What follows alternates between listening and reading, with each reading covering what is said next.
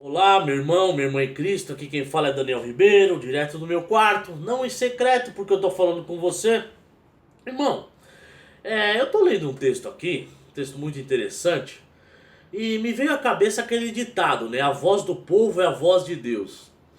E é interessante que muitas pessoas acreditam nesse ditado como se fosse uma verdade até, né? Como se fosse uma verdade esse ditado.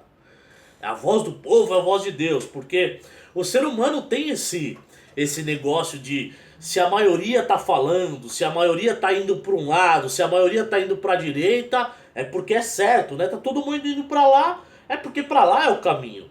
Se tá todo mundo indo para frente, é porque para frente é o caminho. Se tá todo mundo indo para esquerda é o caminho, né? E muitas vezes não.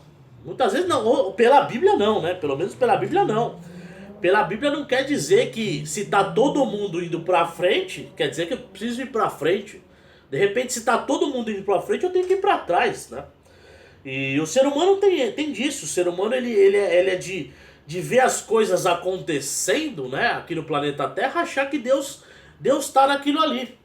Que Deus tá naquilo ali, onde a maioria faz, Deus tá naquele negócio ali. Né? Se é que você me entende, eu vou entrar aqui no texto aqui. Eu lembro que uma vez, inclusive no meio cristão, tá? No meio cristão tô dizendo.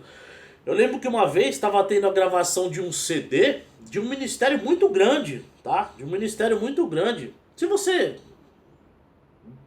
capta o que eu vou falar aqui, não fica bravo comigo, tá?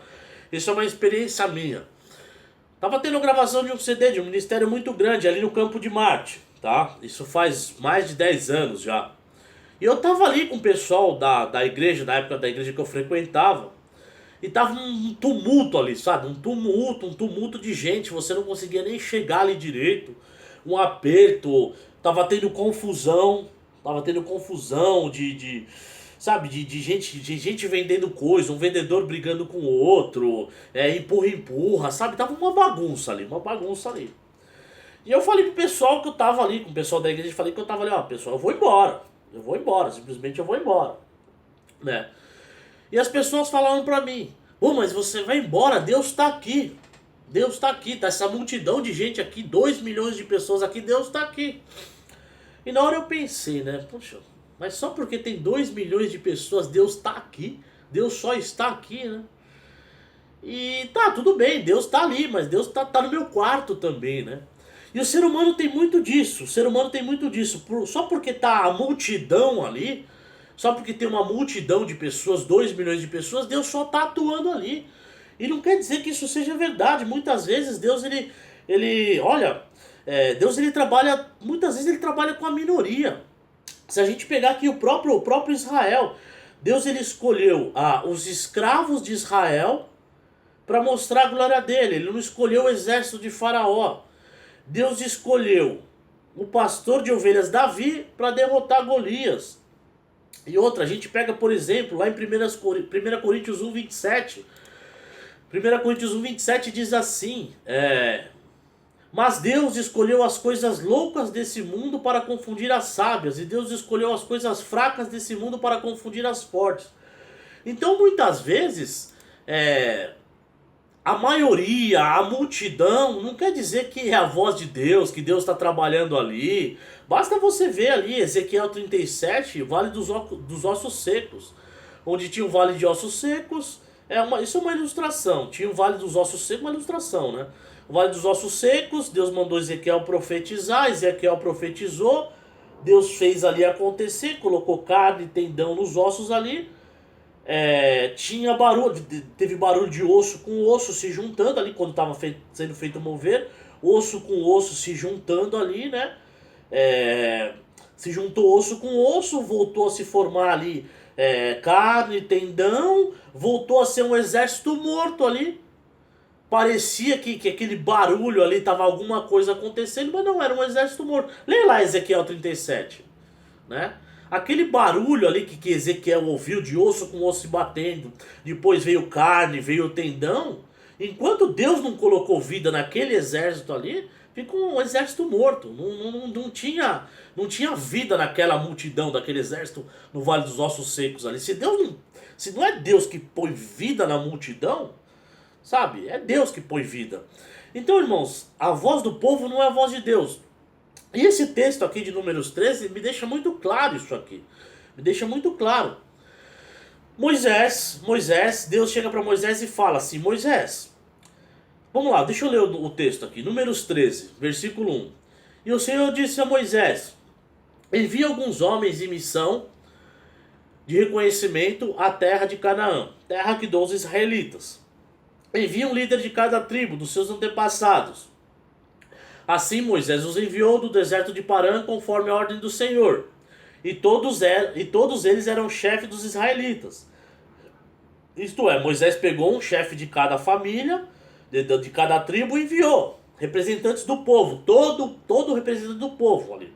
Todos os representantes de cada tribo ali, certo? A voz do povo foi enviada, a voz do povo foi enviada. São estes os seus nomes: da tribo de Ruben, Samua; da tribo de Simeão, Safate; de Judá, Caleb; de Sacar, Gigueal; de Efraim, Osés; de Benjamim, Palti; de Zebulon, Gadiel; da tribo de José, isto é, da tribo de Manassés, Gade; da tribo de Dan, Miel; de Aser, Setur; de Naphtali, Nabe; de Gad, Guel. São estes os nomes dos homens que Moisés enviou em uma missão de reconhecimento do território. A Oséias, filho de Num, Moisés deu o nome de Josué. Quando Moisés os enviou para observar em Canaã, disse: subam pelo Negueb e prossigam até a região montanhosa.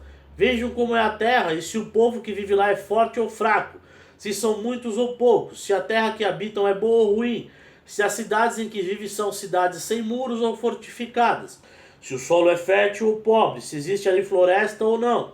Sejam corajosos, tragam alguns frutos da terra. Era a época do início da colheita das uvas. Eles subiram, observaram a terra, desde o deserto de Zin até Reob, na direção de Lebo-Amate.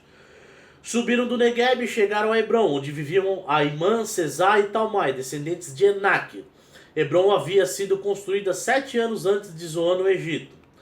Quando chegaram ao vale de Escol, cortaram um ramo na qual pendia um único cacho de uvas. 2 deles carregavam um cacho pendurando numa vara. Colheram também romãs e figos.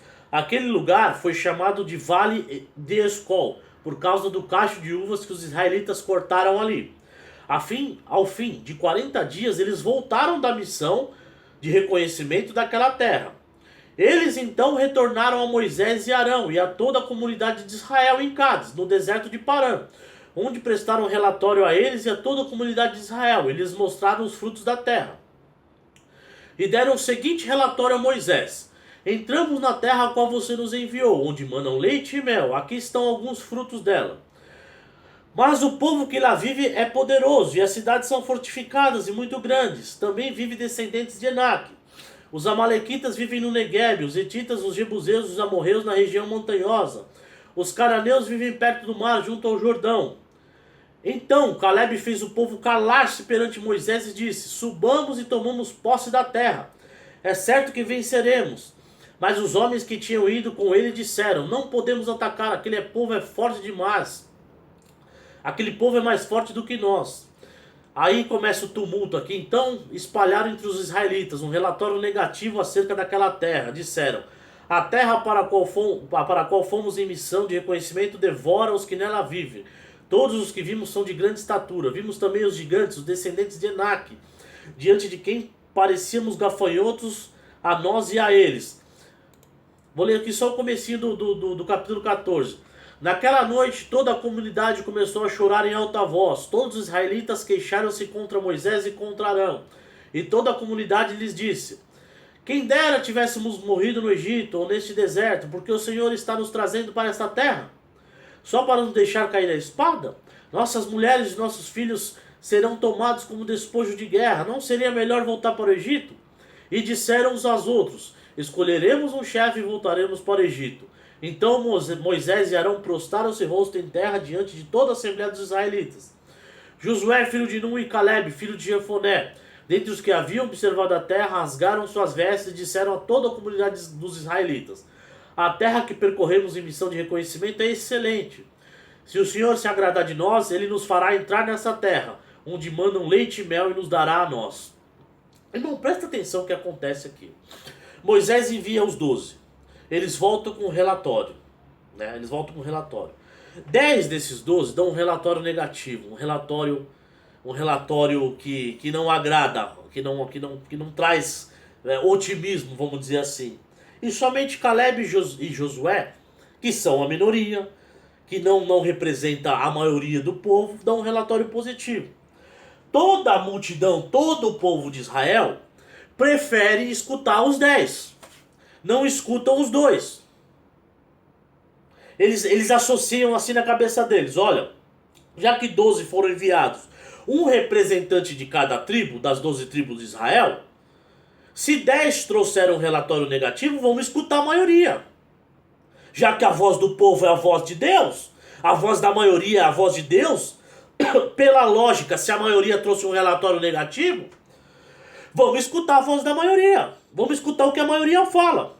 O que aconteceu? A maioria, os 10 trouxeram um relatório negativo, o povo escutou a maioria.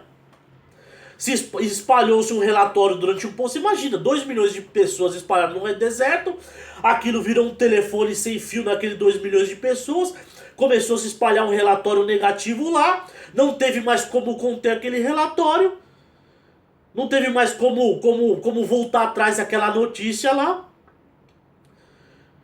e virou-se uma catástrofe. Moisés e Arão se prostram em terra, Josué e Caleb também rasgam suas vestes, né? Eles rasgam suas vestes. Ele diz aqui no capítulo 14, versículo 6, que Moisés e Caleb rasgaram suas vestes, e sendo que a minoria tinha confiado na palavra de Deus, na promessa do Senhor. Aí eu te pergunto, irmão, será que a voz do povo é a voz de Deus, a voz da maioria? Será que se está todo mundo indo para frente, todo mundo indo para a direita, eu devo realmente ir para a direita, ir para a esquerda, se está todo mundo indo para a esquerda? Ou eu devo escutar a voz de Deus? O que acontece é isso. Às vezes mesmo dentro da igreja, está acontecendo um movimento ali, ó. Um movimento, quando eu digo dentro da igreja, dentro das igrejas, digo assim, a igreja de Deus, assim, está acontecendo um movimento aqui dentro da igreja, dentro do povo de Deus. Olha, o movimento aqui de tempos em tempos ocorrem movimentos aí, né? Aí tá todo mundo indo atrás desses movimentos aí. Só porque tá todo mundo indo, será que eu tenho que ir? Ou será que eu devo me trancar no meu quarto, buscar a direção de Deus, fazer um estudo bíblico, um devocional, buscar Deus em oração? Lembrar do que Ele tem prometido para mim, o que Ele tem para minha vida, assim como Caleb e Josué fizeram. Caleb e Josué lembraram, olha, se Deus agradar de nós, se Deus se agradar de nós, Ele vai dar a terra pra gente. Não importa se tem gigante lá, se tem muita gente forte, se a terra é fortificada, se Deus se agradar da gente, Ele vai dar pra gente. Só que o que aconteceu? A maioria, que geralmente o ser humano tem a mania de olhar pra maioria, olhou pra circunstância, se desanimou. E sendo que a minoria foi pela fé. Aí eu te pergunto, irmão, você vai atrás da maioria ou você vai atrás do que Deus fala, através da fé? Que pelo decorrer da Bíblia, muitas vezes é com a minoria ou é só você e Deus. Basta ver, os escravos, quando Deus quis mostrar a glória dele, Ele escolheu os escravos do Egito. Quando Ele foi mostrar o poder dele, Ele pegou Davi, que era um pastor de ovelhas, para derrotar Golias. Paulo fala em 1 Coríntios 1, 27, que Deus, vou reler aqui o versículo, 1 Coríntios 1, 27, mas Deus escolheu as coisas loucas deste mundo para confundir as sábias, e Deus escolheu as coisas fracas deste mundo para confundir as fortes. Esse versículo está dizendo aqui, irmão, se tiver coisa muito sábia por aí, coisa muito forte por aí, tá dizendo que Deus escolhe a coisa louca para confundir a sábia, a fraca para confundir a forte. Então, irmão, se tá todo mundo, começa a se questionar, olha, tá todo mundo indo para frente, todo mundo indo para a direita. Será que é de Deus?